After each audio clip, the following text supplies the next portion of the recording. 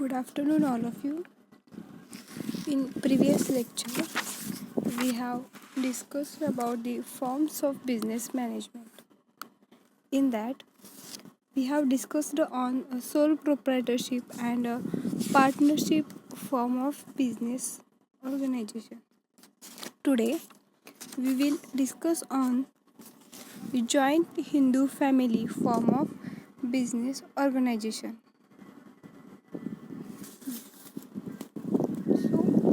Joint Hindu family business organization is a form of business organization run by Hindu undivided family, that is HUF, where the family members of the three successive generations own the business jointly. The head of family, known as Karta, manages the business. The other members are called co-partners, and all of them have equal ownership right over a property of a business. The membership of JHF means Joint Hindu Family Business Organization, acquired by virtue of birth of the same family. There is no restriction of minors to become the member of the business. As per Daya Bhaga system of Hindu law, both male and female members are joint owners. But Mitakshara system of Hindu law says only male members of the family can become a co-partners. म्हणजे joint Hindu family ऑर्गनायझेशनमध्ये दोन system आहेत, दयाभगा system आणि Mitakshara system. दयाभगा सिस्टीममध्ये काय आहे की mail आणि फिमेल दोन्ही मेंबरना इक्वल ओनरशिप मिळते जॉईंट हिंदू फॅमिली ऑर्गनायझेशनमध्ये. पण मिताक्षरा सिस्टीमनुसार फक्त फॅमिलीचे मेल मेंबर्स हे बिझनेस ऑर्गनायझेशनचे मेंबर असतात. आता दयाभगा सिस्टीम हे फक्त वेस्ट बेंगॉलमध्ये ॲप्लिकेबल आहे इंडियामध्ये, आणि इंडियाच्या बाकी स्टेटमध्ये मिताक्षरा सिस्टीम आहे. म्हणजे फक्त मेल मेंबर्स हे हिंदू फॅमिली बिझनेस ऑर्गनायझेशनचे मेंबर आहेत. आता कॅरेक्टरिस्टिक काय आहे जॉईंट हिंदू फॅमिली ऑर्गनायझेशनचे. पहिलं formation. Joint Hindu family organisation तयार होण्यासाठी कमीत कमी 2 मेंबर्स फॅमिलीमध्ये असणे गरजेचे आहेत, आणि हे बिझनेस तयार करण्यासाठी कोणत्याही ॲग्रीमेंटची गरज नाही. Legal status. The joint Hindu family business is a jointly owned business. It is govern by Hindu succession act 1956. आता मेंबरशिप कोण होणार की त्या फॅमिलीमध्ये कोणीही जन्माला आलं तर ते ऑटोमॅटिकली त्या बिझनेसचा पार्टनर किंवा बिझनेसचा मेंबर होतो.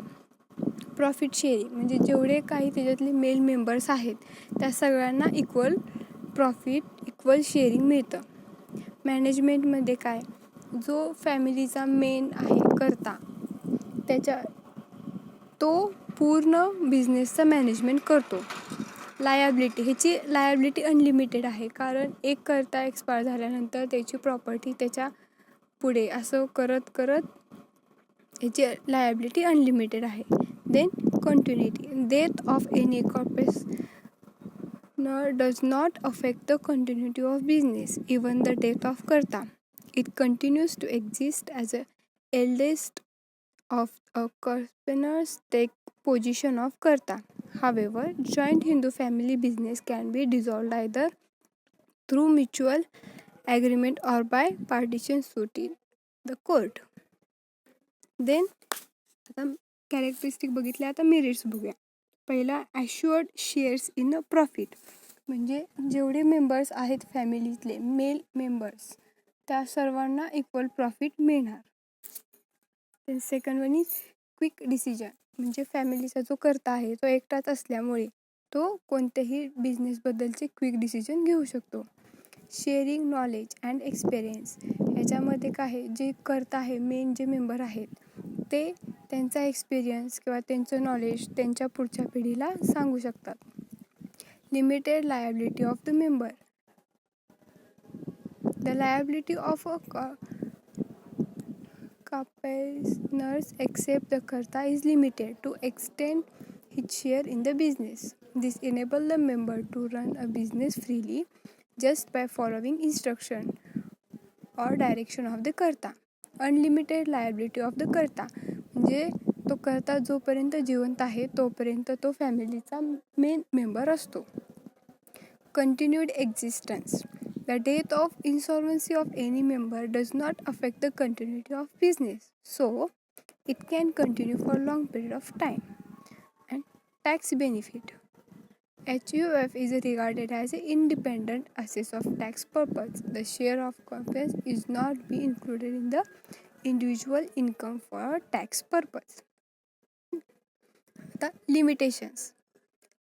पहिला आहे लिमिटेड रिसोर्सेस. म्हणजे तो जो बिझनेस ज्याच्याशी रिलेटेड आहे तेवढंच त्यांचा बिझनेस मर्यादित राहणार. Lack of motivation. The corporators get equal share in the profit of the business irrespective of a participation. So, gently they are not motivated to put in their best. म्हणजे जेवढे काही member आहेत फॅमिलीचे ते सर्व काही त्या बिझनेसचे इक्वल शेअर त्यांना मिळतं. मग भले त्यातलं एखादी काही काम केलं नाही केलं तरी पण तो इक्वल त्याला पार्टिसिपेशन इक्वल शेअर मिळतं. Scope of misuse of the power. तर एखादा कर्ता असेल जो मेन आहे त्या फॅमिलीचा तो त्या बिझनेसचा मिसयूज करू शकतो. Instability. The continuity of a joint Hindu family business is always under threat. A small rift within a family may lead to seeking partition. Okay. Then suitability of joint Hindu family form of business organization.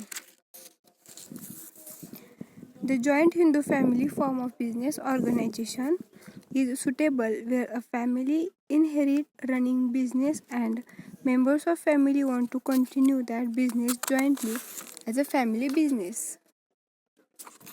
Even otherwise, this form of business organization is considered suitable for business that require limited financial and managerial resource and having very limited area of operation.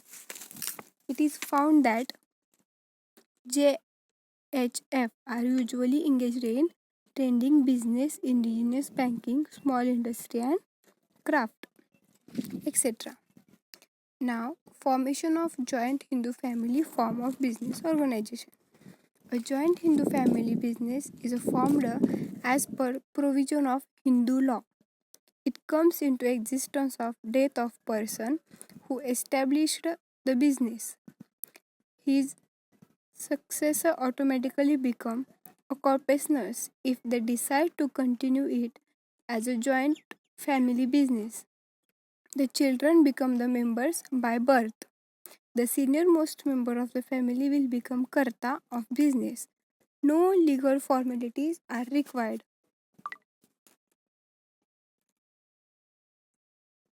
For its establishment, but it has to be registered with the income tax department to avail tax concession involved.